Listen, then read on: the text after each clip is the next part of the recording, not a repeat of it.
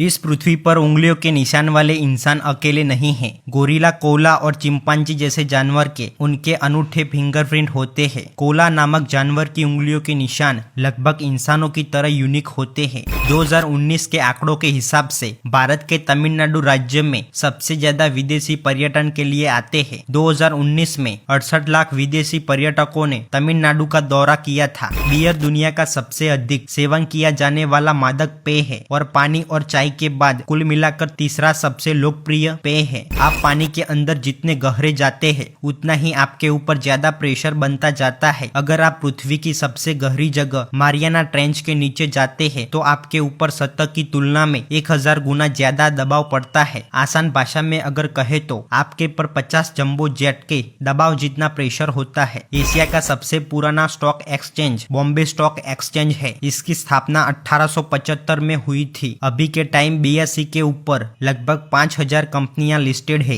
दुनिया की 70 से 80% आबादी का आंखों का कलर भूरा है, जबकि दुनिया में 1% से कम ऐसे लोग हैं जिनकी दोनों आंखों का कलर अलग अलग होता है। ऐसी आंखों के लिए हेट्रोक्रोमिया शब्द यूज किया जाता है। जब हम किसी व्यक्ति के बहुत गहरे प्यार में होते हैं तो उनकी कई खामियों को हम नजरअंदाज कर देते हैं, क्योंकि जब हम बहुत गहरे प्यार में पड़ते हैं तो किसी व्यक्ति के बारे में निर्णय लेने के लिए जिम्मेदार मस्तिष्क का हिस्सा कम एक्टिव हो जाता है, जिसकी वजह से उनकी कई खामियों को हम नजरअंदाज कर देते हैं। ग्राहकों की संख्या के हिसाब से दुनिया में सबसे बड़ी telecom company China mobile corporation company है, जिसके पास 945.5 मिलियन ग्राहकों की संख्या है। हालांकि रेवेन्यू के हिसाब से देखा जाए तो अमेरिका की AT&T कंपनी सबसे बड़ी कंपनी है। इस कंपनी का रेवेन्यू 171.7 बिलियन डॉलर है। वर्ल्ड रेसलिंग एंटरटेनमेंट, जिसे शॉर्ट में WWE कहा जाता है, इस कंपनी का नाम पहले वर्ल्ड रेसलिंग फेडरेशन था, लेकिन वर्ल्ड वाइड लाइफ फंड द्वारा की गई कानूनी कार्यवाही के कारण वर्ल्ड रेसलिंग फेडरेशन को अपना नाम वर्ल्ड रेसलिंग एंटरटेनमेंट में बदलना पड़ा था। वर्ल्ड वाइड लाइफ फंड का कहना था कि रेसलिंग इंडस्ट्री के नाम की वजह से उनकी कंपनी की छवि को नुकसान पहुंच रहा है,